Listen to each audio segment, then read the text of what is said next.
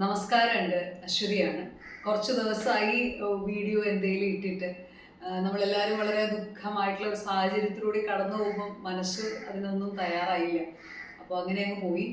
അപ്പോൾ ഇന്നത്തെ വീഡിയോയിൽ നമ്മൾ ചെയ്യാൻ പോകുന്നത് റിലാക്സ് ചെയ്യാം, പെട്ടെന്നൊരു എഫക്റ്റീവായിട്ട് വേഗം റിലാക്സ് ചെയ്യാൻ വേണ്ടിയിട്ടുള്ള ഒരു ബ്രീത്തിങ് ടെക്നിക്കിനാണ്. ഇതിനെ സ്ട്രോ ബ്രീത്തിങ് എന്നാണ് പറയുക.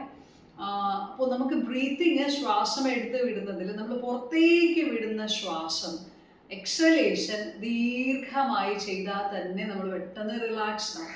റിലാക്സേഷൻ ഏറ്റവും കൂടുതൽ എക്സലേഷനുമായിട്ട് കണക്ട് ചെയ്തിരിക്കുന്നുണ്ട്.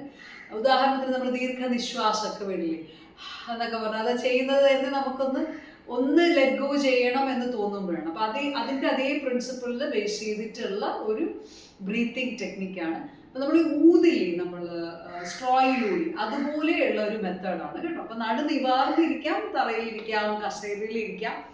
നിവാർന്നിരുന്നിട്ട് നമുക്ക് കൈയൊക്കെ മുട്ടിൽ വെച്ച് റിലാക്സ് ചെയ്ത് ഇരിക്കാം. കൈ മുകളിലേക്ക് നോക്കി വെക്കാം. മുദ്രകൾ എന്തെങ്കിലും പ്രാക്ടീസ് ചെയ്യുന്നുണ്ടെങ്കിൽ അത് നോക്കാം. അപ്പോൾ ചിന്മുദ്രയിലാണ് ഞാൻ കൈവയ്ക്കുന്നത്. പെരുവിരലും ചൂണ്ടുവിരലും ചേർത്ത് ഇതുപോലെ നിവാർന്ന് ഷോൾഡറൊക്കെ റിലാക്സ് ചെയ്ത്, മുഖം റിലാക്സ് ചെയ്ത് വെക്കാൻ. ടെൻഷനൊന്നും വേണ്ട. നന്നായി ശ്വാസം ഉള്ളിലേക്ക് മൂക്കിലൂടി, പുറത്തേക്ക് വിടുമ്പം വായിലൂടി നമ്മൾ ഊതി അണയ്ക്കുന്ന പോലെ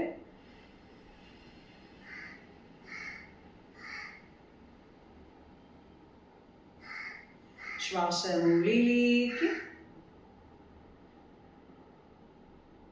exhale ചെയ്യാം slowly.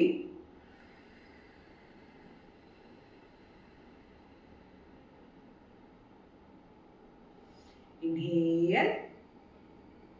ലെറ്റിംഗ് ഗോ ഒരു മനസ്സിൽ വിട്ടുകളയുന്ന ഒരു രീതിയിൽ വളരെ സാവധാനം.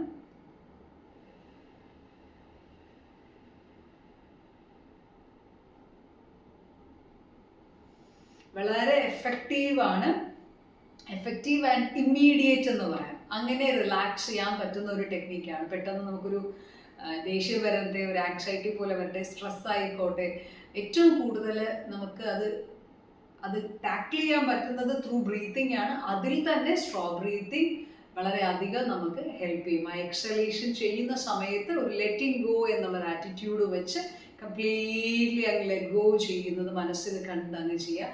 വളരെ അധികം എഫക്റ്റീവ് ആയിട്ടുള്ളൊരു മെത്തേഡാണ് കേട്ടോ. ശരി, താങ്ക് യു, നമസ്തേ.